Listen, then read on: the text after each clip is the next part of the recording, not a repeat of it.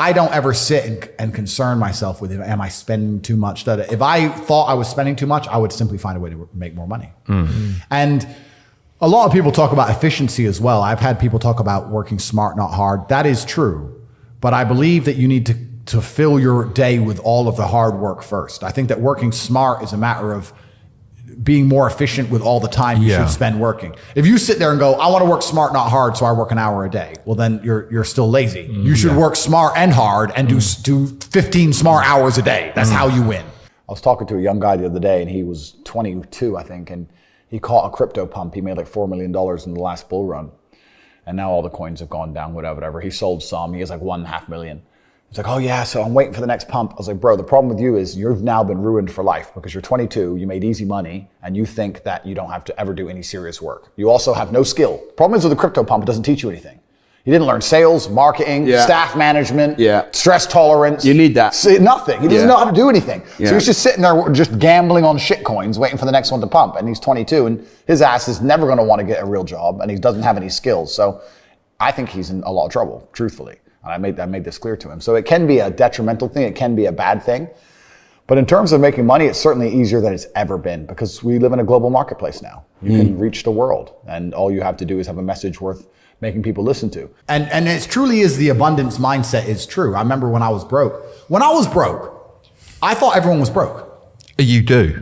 Because I was broke. 100%. And then you get rich and you start thinking, shit, everyone has money. Every supercar I want is sold out. Every diamond watch I want is sold out. The private jet charters are full. The yachts are full. Like, as soon as you get rich, you start Who are all these people that got money? Who are they? I was just in Dubai, and my houses are being built. They're going to be completed this year. I bought a bunch of them off plan. So I decided to rent. And I rented a house on the Palm, and it's $25,000 a day, dollars. And I rented it. And I'm sitting there, and the landlord comes and goes, I just got an offer for $35,000 a day. You need to leave. And I go, okay, well, I'll pay $40,000 a day. And then he came back and goes, the guy's offered $50,000 a day for a year. And I'm like, who am I even in a bidding war with? And I just left. I was like, you know what? Take it. I'll get another one. But like, there's people out there with money like you couldn't fucking fathom. There is so much money in the world. So you do get to a level of wealth. Another time it hit me, I was at Monaco. I was sitting around dinner in Monaco after, it was on a car rally, funnily enough. And there's like 10 of us. And I just looked around the table by coincidence, and I saw everyone's wearing a nice watch. And I thought, when I was broke, the idea, if someone told me they had 30 or 40 grand in the bank, I thought they were doing good. Now I'm sitting at a table, everyone's wearing a $100,000 watch. Nobody gives a fuck. It's just like, there's levels to the game.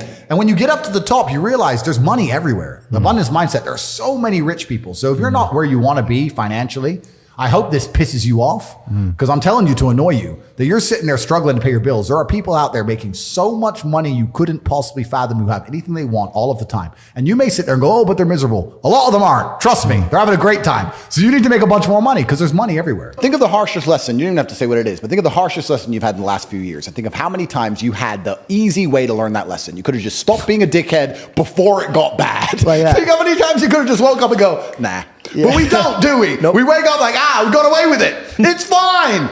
And then bam, you get hit. There's only two ways to learn lessons, hard and harder. If you're smart, you take it the hard way. Real idiots take it the hardest way. Yeah. But there's no easy way to learn lessons. But when will you stop the work and take a step back? I don't want to. I don't want to. No. And that's my competitive advantage. I don't want to do that. The enjoyment for you is the work, not the... Completely. Other people are like, oh, I'm here now, so I can now go on holiday. I don't want to stop working. I don't want a holiday. I don't want to relax. Is this relaxing? I'm going to try and relax for the first time in my life. We'll do this here live on the podcast. Ready? Yeah. Ready?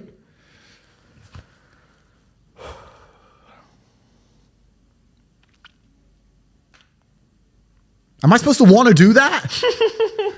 What was that? What was it? Like, what is that? Is that it? Is that the dream? Doing nothing. Is that the goal? Like, and if I'm not on my phone, my brain is preoccupied and anxious about what's happening on my phone. So it's better to just be on it. Like, I don't want to relax. I don't want to stop. Ain't no rest for the wicked. No, I don't want to stop. That's why nobody will ever beat me, because all these other people, they want to take time out of their life. They're working to relax. They're working to relax. I'm at the point now where I'd look at a beautiful woman and go, I could go on a date with her and she's absolutely gorgeous and perhaps we'll fall in love and it'll be great. But you know what? I'd rather work. I don't want to be off my phone. Yeah. I don't want to date girls. I just want to conquer the earth. I don't care about anything else. I know I've only reached 10% of what I can actually do. Let's go, bro. And that bothers me. And no matter how much money I'm making or how most Googled man alive, whatever, I can still identify the inefficiencies in my systems. I can still identify where more money could have been made. And money isn't that important. But like we said, money is a very simple way to measure success because it's numbers. Numbers are easy. Yeah. This number, that number. It's easy. What does a company do when it wants to measure the success of a company? It looks at the numbers. What does a YouTube channel do? It looks at the numbers. Numbers are easy. So if you're going to say, how do I be successful in life? Money's not everything, but it's a nice, easy way to measure because it's numbers. And then when you understand it's the time and energy of other people, you sit and go, okay, well, I have this large empire now, and I have all these people who work for me, and all these people I love, and all these people I care about, and all these children, and all this going on, and the world is getting more and more messed up, and everything's on a decline, and everything's being destroyed, and a certain number of people are going to become useless eaters, are going to be eradicated, and they're going to try and lock us all in our 15-minute cities for the climate or some garbage. That's coming in no time. How do I combat and fight all of this and protect all the people I care about? Well, I need the time and energy of others. I need an army, so I need money. So you start waking up saying, okay, 1 billion is shit, Tristan. And he's like, Andrew, we're from a single mother household and our company got valued at $1.2 billion and you own 100% of it. No, we need at least 10. And then then I get mad. And my stress comes from the fact that I don't have enough. And I said, bro, you see that? And he goes, yeah, what about it? I said, doesn't that piss you off? I must have been about 16. He goes, why? So this dude has 400 G's for a car, 400 grand. I'm walking 4 miles to college because my mom hasn't got any car. He has 400 grand. Do you think he works a job? Do you think he's fucking behind a counter somewhere? He knows something about the world that I don't know. Yeah. And they were like, well, he's rich. I'm like, yeah, I know. I didn't say he wasn't rich, dummy. I'm saying he knows something about the world I don't know. And I was intrigued and it angered me. I couldn't sleep for weeks. I was pissed off. Every time I saw somebody with genuine money, I understood that everything I was being told and taught and they were trying to make me believe just simply wasn't true. I was like, this is bullshit. None of these people are getting these things by following the path that the system is trying to make me follow. Yeah. Nobody, and everybody intrinsically knows this. If you go to if you're at a BP, you're at a petrol station, and I pull up in my Lamborghini, nobody goes, wow, he went to school. Yeah. He studied hard. Right. Do they fuck? They're like drug dealer, gangster. And they do that because they know that the easiest way to amass wealth is to break the rules because the rules are not designed to allow most people to make money. You can make money within the rules, of course you can. But most people don't. Most people who follow the path, work, consume, die. That's it. Yeah. So I always knew the same thing as you, and I knew there had to be another way. I knew that just working for money was a paradigm that wasn't true. And then you understand making your money work for you, and you understand delinking your time from money. Yeah. You start learning to understand these things, but eventually you build a system, and you build an ecosystem like me. I have 60 or 70 people work for me all around the world. And things just happen and money just kind of appears as long as everything's well organized. Do you think? And I wake up every day and I think, how do I make my life better? Nobody else wakes up each day and goes, how do I make Andrew Tate's life better? So if you're not the person who's waking up every day going, how do I improve my existence? Then nobody is. Nobody on the planet is considering improving your one spin on Earth. No one else cares. Nobody else cares. So if you don't care, then you're fucked. So you need to wake up and care. And it's amazing to me. Like you're saying, how did I find my mentors? I just tried a bunch of them. Like when I had no money, I would try very hard I'd listen to lots of different people, or I'd try different things. And I wasn't scared to invest in myself because I understand that, look, if he's taking time out of his life, then I need to reward him for it financially. And I tried very hard and I listened and I paid attention and I was never lazy. I don't believe there's a person on the planet who pays attention, tries their best, is never lazy, is on time, works hard, has a mentor, and is giving it his all, who isn't rich. I don't believe it. I think that if you do all those things, you're rich. And if you don't have any money, you're missing one of those key elements. Now you can fool yourself and you can fool everyone else and you can pretend you're doing them. But if you're truly honest with yourself, am I finding people who are trying to teach me what I want to know? And am I trying my best? And the answer is fucking no every time. Just even being around people with money is just a good place to be. I'll give you an example. I was in Romania and I have the largest car collection probably in Romania. I have 28 supercars, everything you can name. And I went to a town called Cluj-Napoca. It's on the border of Hungary. And I drove there in my Chiron and I parked up and a kid came up and he said, hey, can I take some photos of your car? I have a car spotting page. I was like, yeah, whatever, cool. And he goes, yeah, okay, I'll just be a few minutes to this. So he took a bunch of photos and he come up to me and goes, hey, do you want the photos? And I was like, not really, I already have foes. And he goes, oh yeah, okay. Well, if you want them, here's my email address. And I said to him, why do you do this? Like, you spend all day standing around taking photos of other people's cars. Is that not a waste of time? I thought it was a waste of time, but I was wrong. He goes, oh, well, I skipped school and I skipped college because I knew if I take pictures of expensive cars and email them to people, I'll have email addresses of the richest people in Romania. Yeah, smart. I was like, you're clever. I ended up hiring him. He works for me now. Yeah. I was like, I like you. He got himself a full-time job that day. So he understood, be near the money. I have no money. Money's over there. Well, let me get closer to it. Like, no point staying over here on my fucking own. Let me at least get closer to it. That was a 17-year-old kid. Now he's making 10 grand a month in Romania from me. So like, at least being closer to it. So you're right. People should, even if they haven't got a penny in the world, should be going to these meetings about real estate, about investing, that especially if it's cheap, they should go. Just meet other people who at least have money. Have conversations about money. Talk about it. How are you going to get what you don't talk about? Okay. When I'm sitting there and saying to men, look, life as a man is shit. It's always been shit. It's never been good. When men wake up and say, I'm depressed and life is hard and I'm sad and I'm struggling right now, I say, okay, throughout history, men have always struggled. Happiness is for children and women. Name a time in history it was better to be a man. Was it better to be a man in World War II? Was it better to be a man on the Titanic? Was it better to be a man in the Napoleonic Wars? Was it better to be a man when you were sitting in Vienna and the Mongol horde arrived, ready to decapitate any male and enslave all the females? When's it ever been good to be a man? Building the pyramids, was that fun? It's always sucked. The only time being a man ever is good is if you become an exceptional man, which is even something feminists admit. Because feminists sit and complain about men and say, well, men have this, men have that. But they're talking about 2% of men. Fascinating. They don't talk about all men. They say men have the best jobs. 2% of men have the best jobs. Most men carry trash. So you're talking crap. So everyone accepts that the best possible human experience that exists is the top 2% of men. Anything below that sucks as a man. You're better off being a chick. So what I say to men is, look, life's hard. It's always going to be hard. It's always going to suck. It always has. The only way to get out is to become excellent and perform at a level where your echelon is so high that you get to live this brand new experience. You need to become strong and smart and interesting and charismatic. You need to become rich, powerful, well-known, connected. You need to do it. But could all men do that? No. So, okay. But I have to tell them the truth. When people come along to me and say, my life's shit, and I look at them and go, yes. I think a lot of the problem with people, especially in the world today, is they misunderstand the difference between a dream and a plan. And nothing good in your life is ever going to happen by accident. If you see a guy in fantastic shape, you don't say, how'd you get in great shape? And he goes, it just happened. Oops, I just fell. No, he ate a specific way. He trained a specific time. He did specific things for a specific outcome. And it's the same with finances. And most people who are broke, if you say, do you want to be rich? Yeah, I want to be rich.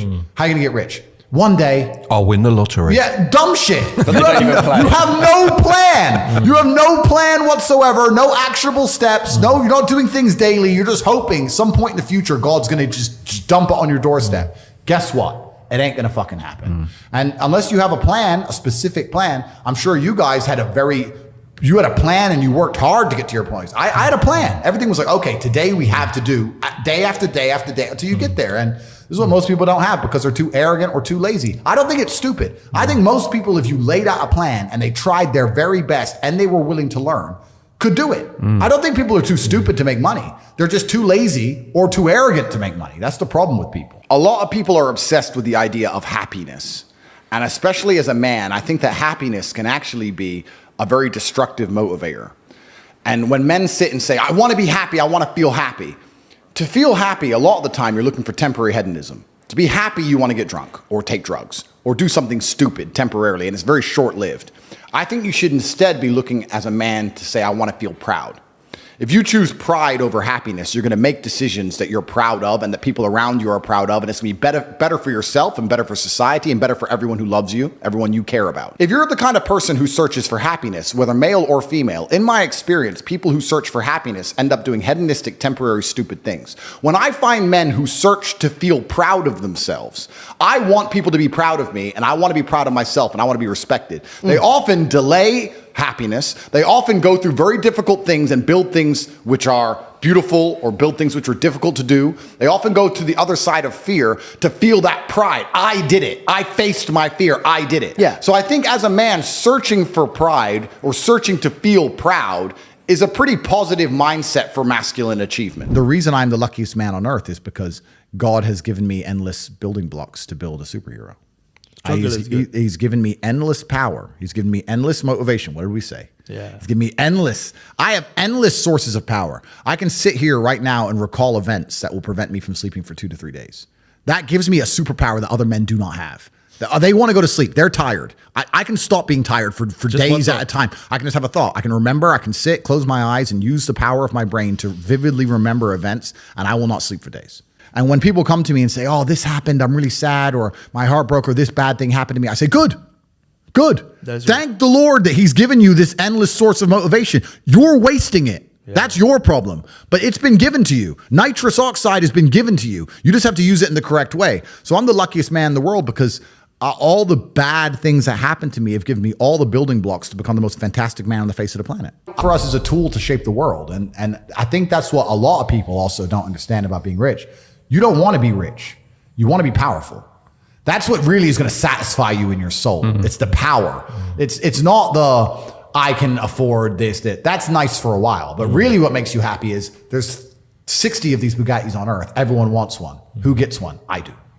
Because you can't have one. That's the fun of it, right? So it's power you're truly chasing. And if you want to be powerful, you can't be scared to invest money and spend money.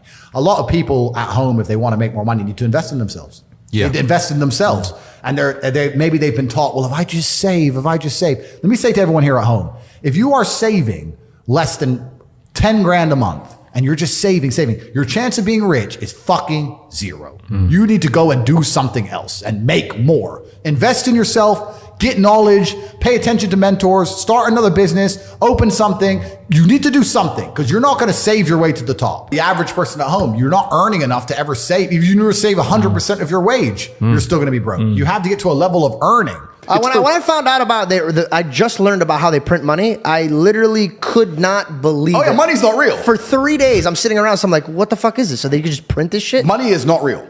It's not real. They just print it. It's not real. Fair. Please continue. Yeah, so money's not real. And I say that to people. And they go, it's not about money. No, it's not about money. So what's it about? It's about power and control. Yeah. So I've been from the absolute bottom to the absolute top. I've seen it all. And once you get past a certain level of wealth, once you get past a certain level of money, but then you understand what money is, right? So we say about money not being real. Money is not real from a governmental perspective because they just print it. It's nothing. But money is truthfully the stored time and energy of other people.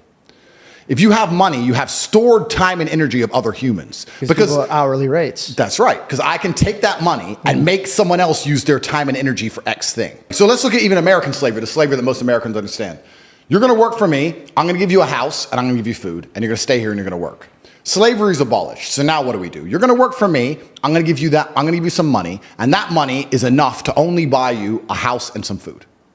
We've just put money in the middle. Now, if I can make you do whatever I want for money, and I can print as much money as I want, you're my slave.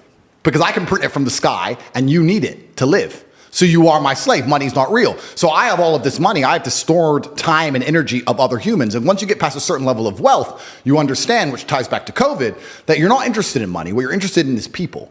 It's always been about having good people around you. You want a beautiful, doting, loving woman who's obsessed with you. You want good brothers who will stand by you and make you motivated. You want bodyguards who are going to protect you.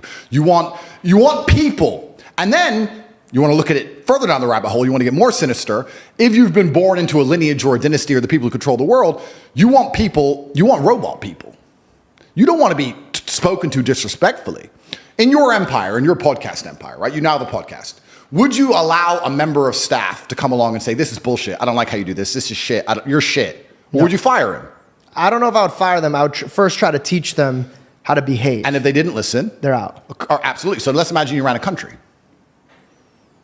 Okay. All right. Let's imagine you ran the world. So I say this to people. I say, for the next 2 weeks, every time you spend money, even if it's a pound, write down how they got it from you. And they're like, what do you mean? I'm like, all right, cool. You're walking down the street.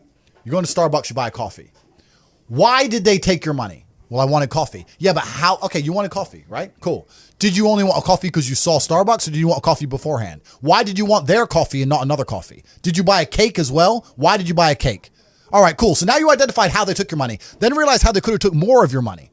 You bought a cake, but you didn't buy a sandwich. Why? The sandwiches weren't on display, or they looked cold, or they looked rubbish, or the woman who was serving me was old and ugly. Maybe she was a young cutie and talked to me about bologna sandwiches. I would have bought one. right? So you need to start identifying how your money is taken from you. Because once you identify how your money is taken from you, you can start to actually intelligently think about how you can take money from other people. I find it amazing when people say they don't have motivation. I have people come to me and say, I want to get rich. I don't have motivation. I want to work harder. I said, how can you not have motivation to get rich when somebody like me with a head start like mine is still working 18-hour days every single day, 7 days a week without having a day off? I'm going to crush you. You don't stand a chance. I will beat you. And you're just going to sit there and perpetually lose because you can't find the motivation to crawl up out the mud and stay a bug until you end up in your 15-minute city getting your 17th injection like a dummy, like a useless eater. All I do is work. Nothing is fun. I don't have fun. I don't even understand sports. I don't understand the concept of fun. The only sport I ever did was beating the shit out of people.